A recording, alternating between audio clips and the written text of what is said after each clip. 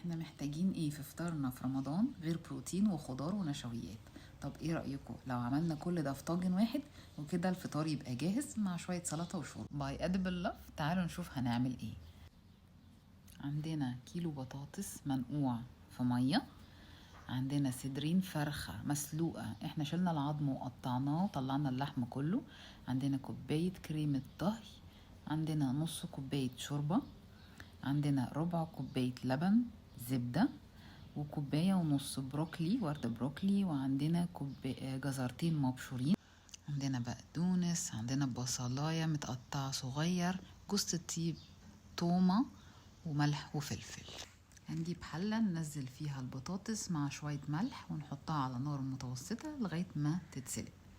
هنجيب الطاسة وهننزل فيها بشوية زبدة تقريبا مكعب كبير مع معلقة كبيرة زيت. هنحط البصلة المتقطعة ونحط عليها شوية ملح وفلفل ونبتدي نقلب فيها ونشوحها تشويحة بسيطة من غير ما تاخد لون غامق. هننزل بفص الثوم اللي عندنا ونقلب برضو ونديله تشويحة خفيفة عشان ما يغمقش ويمرر معايا.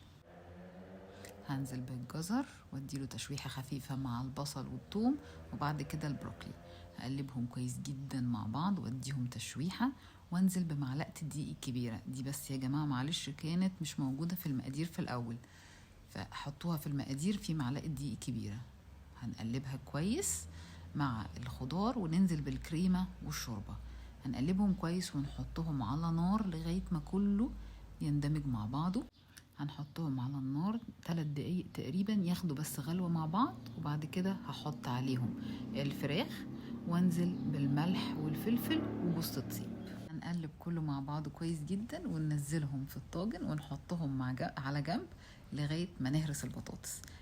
الميزة يا جماعة في الطاجن ده ان احنا استخدمنا فيه فراخ اوريدي كانت عندنا. لو عندنا بواقي من فراخ مشوية، من فراخ مسلوقة، الحاجات دي فعلا بتسرع من الوقت وبتفيد ان احنا نحيي وجبة قديمة عندنا ونخليها طعمها حلو ونقدمها بشكل جديد ومختلف. كده البطاطس بتاعتنا اتسلقت، هننزل عليها ب3 مكعبات زبدة كبار، ربع كوباية اللبن والملح والفلفل وشوية جوز الطيب. مهم جدا جدا ان احنا نهرس بقى كويس البطاطس على قد ما نقدر. هنجيب الهراسة بتاعتنا ونخليها على قد ما نقدر كريمي، نفضل نهرس. هي هتبقى مجهود كبير شوية بس لازم نخليها كريمي عشان تدينا القوام والملمس اللي احنا حابينه. بصوا بقى القوام بقى كريمي وناعم ازاي. عندنا هنا كوباية جبنة مبشورة انا هضيفها، ودي حاجة اختيارية، لو حابين تضيفوها براحتكم، مش حابين مفيش مشكلة، بس هي بتضيف نكهة وطعم جميل جدا. بعد ما هقلبهم كويس جدا مع بعض هجيب كيس الحلواني وهحطه في الكوباية، بس الأول هحط طبعا النجمة اللي انتوا شايفينها دي، ودي براحتكم يعني الشكل ده انتوا اللي بتختاروه، أو لو عايزين ما تعملوش شكل، عايزين تنزلوا البطاطس من غير أصلا الكيس الحلواني وتفردوها كده على وش الطاجن، دي كلها حاجات اختيارية براحتكم خالص. هنزل فيه البطاطس وهبتدي احطها على وش الطاجن. هنبتدي بقى نزين الطاجن بالوردات زي ما انتوا شايفين، ده شكل لطيف جدا انا بحبه، اللي عنده وقت وعنده مزاج وحابب يعمل كده حرية شخصية. اللي حابب يفرد البطاطس تمام، هندخلها الفرن شغال من فوق ومن تحت عشان من جوه يسخن ومن بره يديني تحميرة حلوة. احنا كل حاجة مستوية فمش محتاجين نقعده كتير.